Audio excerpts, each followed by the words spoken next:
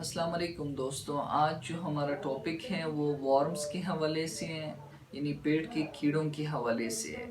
وارمز جو ہیں اس کے مختلف اقسام ہوتے ہیں، جن میں سے ٹیپ وارمز، ہک وارمز، راؤنڈ وارمز اور بھی بہت سے مختلف اقسام ہوتے ہیں اس کے، لیکن جو زیادہ کامن ہوتے ہیں وہ پن وارمز ہوتے ہیں، یعنی بچوں میں زیادہ پائے جاتے ہیں پن وارمز، اور اس کو تھریڈ وارم بھی کہتے ہیں۔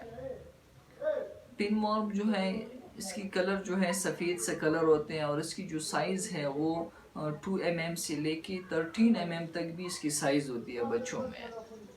اور اس کا علامات جو ہے وہ یہ ہے کہ یعنی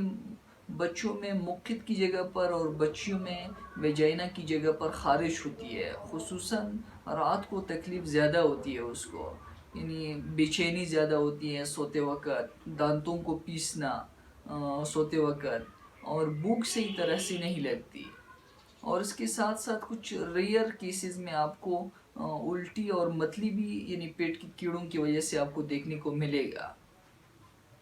اور آپ خود بھی 2-3 گھنٹے سونے کے بعد آپ دیکھ سکتے ہیں، یعنی بچے کی مقعد کی جگہ پر وہاں پہ یعنی وارمز جو ہے، کیڑے جو ہے موومنٹ کرتے نظر آتے ہوں گے آپ کو۔ اور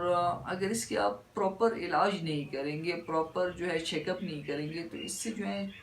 آگے پھر بڑی کمپلیکیشن پیدا ہوتی ہے۔ اس سے اپینڈیسائٹس کی بھی چانسز ہوتی ہے، یعنی اپینڈکس کی بھی چانسز ہوتی ہے، کیونکہ وہاں پہ جو ہے اپینڈکس کی جگہ پر یعنی بلاکیج پیدا کرتی ہے۔ اور اس کے ساتھ ساتھ جو ہے رات کو سوتے وقت پیشاب نکلنا، یہ بھی چانسز ہوتی ہے کہ پیٹ کی کیڑوں کی وجہ سے ہو۔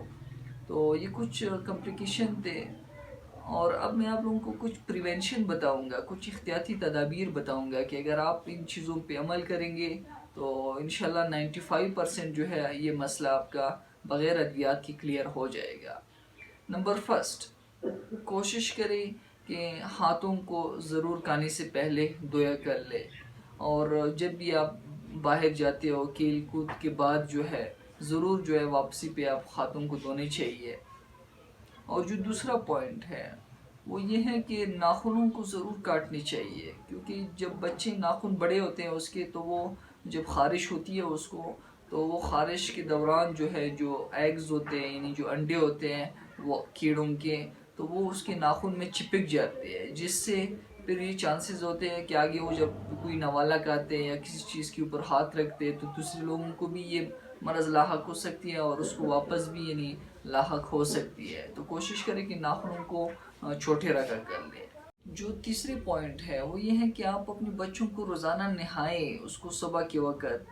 اور اس کے ساتھ ساتھ جو انڈر ویئر پہنے ہوتے ہیں اس کو آپ روز چینج کر لیں کچھ عرصے کے لیے، یہ بھی بہت زیادہ ضروری ہے۔ اور جو چوتھی پوائنٹ ہے وہ یہ ہے کہ دھوپ بہت زیادہ ضروری چیز ہے، یعنی سن لائٹ جو ہے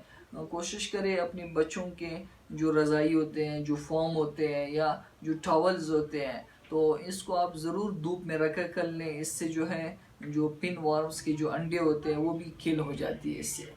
اور جو پانچویں پوائنٹ ہے وہ یہ ہے کہ یعنی جو بازاری جو چیزیں ہوتی ہیں، یعنی جو کھلی چیزیں مل جاتی ہے، جو خربوزہ یا تربوزے یا سبزی فروٹس، اس طرح کی جو چیزیں یہ کھلے ہوتے ہیں، اس کو آپ ضرور دھویا کر لیں، پھر آپ اس کو استعمال کر لیں۔ اور گوشت جو ہے سبزیجات کو اس کو خوب پکایا کر لیں، یعنی کچا نہ ہو گوشت جو ہے، اس سے بھی آپ کو یعنی بہت یعنی جلدی یہ مسئلہ آپ کا حل ہو سکتے ہیں۔ اور خوراک میں سے کوشش کریں کہ آپ یعنی جنجر جو ہے یعنی ادرک اور لہسن جو ہے یہ زیادہ استعمال کر لیں، اور پیاز ہو گیا، گاجر ہو گئے، کوکونٹ آئل جو ہے یہ بھی بہت زیادہ مفید ہے۔ اور جو اس کے ساتھ ساتھ جو انار کی بیج جو ہے، جو دانے جو ہے یعنی اس کی بیج جو ہے یہ بھی بہت زیادہ مفید ہے، آپ اس کو بھی استعمال کر سکتے ہیں خوراک میں سے۔ اور آخر میں آپ لوگوں کو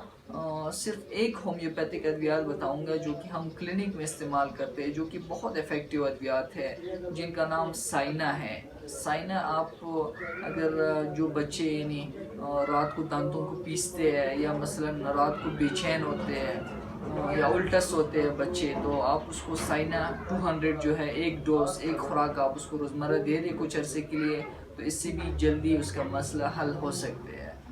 امید ہے کہ آپ کو آج کی ویڈیو پسند آئی ہوگی، اور پسند آئی تو آپ اس کو دوسروں کے ساتھ بھی شیئر کریں، سبسکرائب کریں، لائک کریں، تاکہ دوسرے لوگ بھی اس سے مستفید ہو سکیں۔ شکریہ آپ لوگوں کا۔